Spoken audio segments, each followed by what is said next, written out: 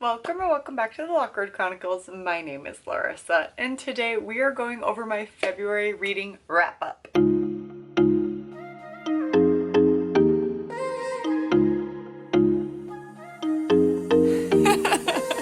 I have an egghead? Whatever, it's fine. Egg. Hi, welcome back. So happy to have you here. It is the end of another month, which means we get to talk about all the books that I read this month, and I read 6 of them. I believe my goal was 5. Looking at my goal thing. Yes, look at me go. I achieved it +1. A couple new releases, as well as some backlist titles, and my average rating was 3.83. Meaning that was not bad. I had a very good reading month. Let's start off here with the first book that I read. And it was this chunky babe here, House of Flame and Shadow by Sarah J. Maas. I really can't say much about this though, so my notes are moot. This is the 3rd book in the Crescent City series. It is part of the Massiverse, which is all right here. It is a different size than the other two. I don't understand either. Actually, I'm gonna put this right here because it is pretty heavy. She's a chunky girl. This series is an urban fantasy romantasy series. So if that's your vibe, go for it. If you're going to read, I say it every single time I bring up a Sarah J. Maas book, if you want to get into the Massiverse, start with ACOTAR, then Throne of Glass, then Crescent City. Crescent City is definitely the most info dumpy of all of them. There's so much information, not a lot happening, and then everything happening all at once. It goes through different POVs. It is in 3rd person. The only first person books that she's done is the first 3 of the ACOTAR series, and that's in Feyre's first POV. And everything else is in 3rd person POV. I don't understand that either. I did really like this book. Also have a spoiler-free reading vlog if you want to check that out. But this is my least favorite of the series of hers. I know people don't really like Bryce. I do. I love Hunt. I think he is just a cutie pie. I enjoyed this series. Is it my favorite of hers? No, absolutely not. ACOTAR will always reign superior for me in that. But I do enjoy all the intricacies and all the world building and setup and everything that she puts into it. The way it ended made it seem like it was done. However, I'm pretty sure we're getting another book. The next book that I read was The Heartbreak Rule by Stephanie Archer, and that was on Kindle Unlimited. I really like Stephanie Archer's Vancouver Storms series, and I wanted to explore her other books as well. And one of them happened to be The Heartbreak Rule, and apparently, according to the publication date, it was her first novel on Kindle Unlimited. I don't know if she has any predating that, but that is the first one that I could see. It is a standalone, and it's about Gemma and Reed, and Gemma is a stand-up comedian trying to get her big break. She wants the Netflix specials, and she performs at this small town bar up in Vancouver. Is just enjoying, but while she's very serious about comedy, she's also very loyal to the Indigo. However, the Indigo is a super old building, and the ceiling literally falls. Because of that, the owner of this theater, who also happens to have dated Gemma's best friend in college, Reed. Gemma does not like Reed.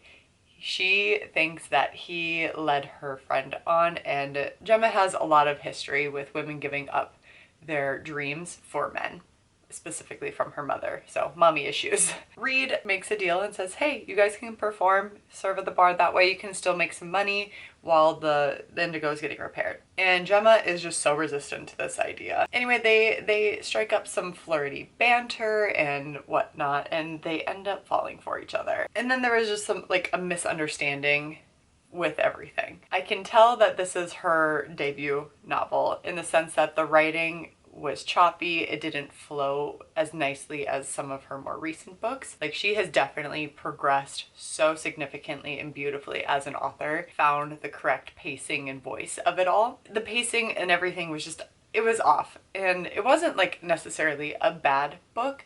You could just tell that it just needed more polishing and more fine-tune, which comes with experience with writing. Being as Gemma is a stand-up comedian, some of her jokes were in the book, and the jokes came across kind of cringy, mainly because comedy is all about delivery and what the audience is giving feedback and everything. So reading it straight line for line without the emphasis and the pauses and everything like that. It was very weird and I found it kind of uncomfortable and a little cringy. That being said, it was a fine book. I don't think I would necessarily recommend this one. I am really glad that I read Behind the Net and The Fake Out first to see how far she's come as an author and how much she's progressed, because I really love her writing in those, and I'm excited to explore her other series. And we have Bride by Ali Hazelwood, her dip into paranormal romance, and she can dip away because I absolutely loved this book. I had such a fun time reading it. I have a spoiler-free reading vlog if you would like to check that out. First person POV for Misery Lark, who is a vampire. Lo Moreland is the alpha wolf of the pack in the city. So this book does take place in like modern society with humans, werewolves, and vampires all kind of knowing about each other, but also separating. In Misery, when she was growing up, was the collateral for the humans for 10 years. So if something went wrong, somebody crossed a line, war, whatever, she would be the first to die in the humans, and they have a human collateral, so that person would be the first to die. So that's super fun. So Misery did that for 10 years until she turned 18, and she became really close and sisters from different misters. Serena, who is human, and they are besties and living their life and whatnot. However, Serena just disappears one day. And Misery's like, what the heck? Where is it? Where is she? This is not like her at all. Even though they like fight like sisters, the fact that Serena didn't show up where she was supposed to on the day that she was supposed to was a little sus for Misery. So Misery is on the prowl looking for Serena. But then Misery gets roped into her family's or the vampire drama yet again and has to be the collateral to the werewolves and have a fake, well, an arranged marriage, a marriage of convenience to the alpha Lo Moreland, who Misery believes is involved in the disappearance of Serena. Goes willingly and does it in order to find her friend. It was spicy. It was fun. I flew through it. I love Ali Hazelwood's writing. It is just sweet like candy. I can just eat it up. I just have such a good time with her books, and I love having her do a paranormal romance. I hope she continues on. It seems like the ending can potentially lead to more interconnected standalones or something to that effect, and I hope she does that, because it was so fun. It was just such a silly, goofy good time, and as a girly who grew up on Twilight, like the adult version of that paranormal romance, I'm here for it. I love it so much. And then we have some backlist titles. Yay me getting through my physical TBR, finally. So the next book that I read was The Honey Don't List by Christina Lauren. The setting for this is Carrie and James both work for the Trips, who are kind of like an HGTV couple. They build houses, fix them up, whatever, that kind of stuff. But the problem is the Trips can't stand each other. But the other problem is their whole brand is based on the fact that they are madly in love with each other and love working together, when in fact that is not true. They even published a book about marriage and they're going on a book tour. However, there has been a little snafu, and now Carrie and James are roped into going with them to try and keep the peace. This goes back and forth between the timeline of what led up to this incident and then the transcripts from the police station. Deals a lot with burnout too, and just running yourself into the ground and working so hard, and for what if you can't enjoy the life that you're living. And really enjoyed it. Christina Lauren, they have been not, I wouldn't say a miss for me, like a hit or miss author for me, but a hit or mild authors for me.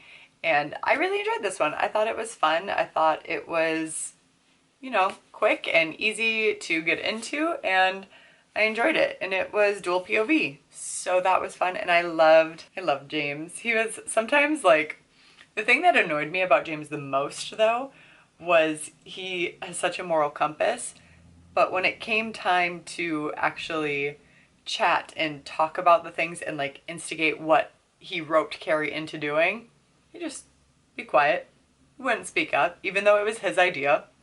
And that really frustrated me. I'm like, you put this poor thing on Carrie when she wanted nothing to do with it. Like, James, get it together. Speak up or don't say anything at all. I thought there was a good meaning behind it too. Then I read another Ali Hazelwood book, which was Loathe to Love You, which is 3 STEMinist novellas. And this is the collection, the full collection is Under One Roof, Stuck With You, and Below Zero. And they follow 3 different friends, Mara, Sadie, and Hannah. A little bit of grumpy sunshine, forced proximity, workplace romance, as well as navigating friendship too, and having your girls be there for you to back you up when you're being a little delulu or cray-cray. I enjoyed it. I thought it was so fun. I did end up partially listening to the audiobooks that I did have available, and I highly recommend the audiobooks. I believe I checked mine out from my library, which was great. I was gonna buy the 3rd one off Audible, but ultimately they're such quick reads that I decided not to. So check them out from your library. I use Libby for that, and I love Libby for that. I had a great time listening and reading, and they did get spicy. There were some like unfinished things that I wish would have been addressed, but at the end of it, it's just they're silly, goofy little novellas, and I had such a fun time reading them. They were great, and the men in them were so nerdy and quirky and just awkward, but they come across as just like big burly like mean guys, but they're just awkward, that's all, and I love them for that. I'm so happy I finally got around to reading this. It was just joyful, and I know that I was like, oh, I'll read it around Valentine's Day. You don't have to. There's no Valentine's theme in this at all, but in my mind there was, and therefore I had to read it in February. And I let last year pass me by, and I wasn't going to make the same mistake twice. Then the last book that I read in February is the Happy Ever After playlist by Abby Jimenez. And this is an interconnected standalone. It is dual POV between Sloane and Jason. The first book is The Friend Zone. You don't have to read the first book, but it gives you a sense of who the characters, her best friend is. And that's Kristen. But definitely not necessary. So the premise of the book is Sloane is still grieving 2 years after the tragic passing of her fiance. Jason is a musician who is currently on tour right now promoting his album and a soundtrack. His dog, who is supposed to be watched by this person, the person is not watching them. The dog gets loose and ends up running in front of Sloane's car. Thankfully Sloane doesn't hit it. Then the dog proceeds to climb up over the car into the sunroof and then pretend that he's hers. And Sloane gets his ticket from his police officer. She's just having a bad day. She tries contacting Jason. She does all the things. She goes to the vet, sees that he's chipped, and it calls again, continues to call daily for a full week straight, texting, trying to get a hold of him. Jason is overseas. He does not have service. So when he finally gets back 2 weeks later and has service, Sloane is like, no, it's my dog now. They end up striking up some flirty banter, and I absolutely loved it. It was so fun, and I really love Abby Jimenez's writings because it also, yes, it's a cutesy love story and very impractical, but just fun to read. But there is also so many mental representations in her books as well. So this one deals heavy with grief. So something Sloane says in here is that she's an in-between, and that is like such a great description of life. Like when you're not really moving towards anything, you're not moving backward, you're just like floating along.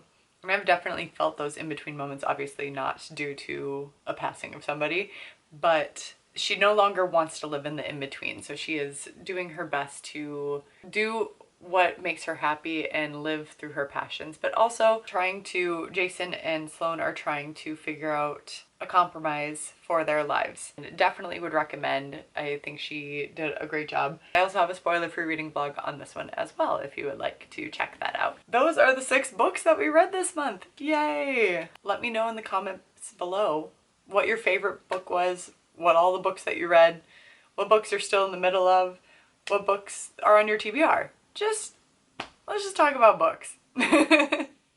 And subscribe to the channel so you don't miss the next monthly wrap up or any other reading content such as TBRs, reading vlogs, etc. And as well as give this video a thumbs up because you like hanging out with me. That'd be great. And with that being said, respect others, respect yourself, and do something amazing with your day. Thanks, bye!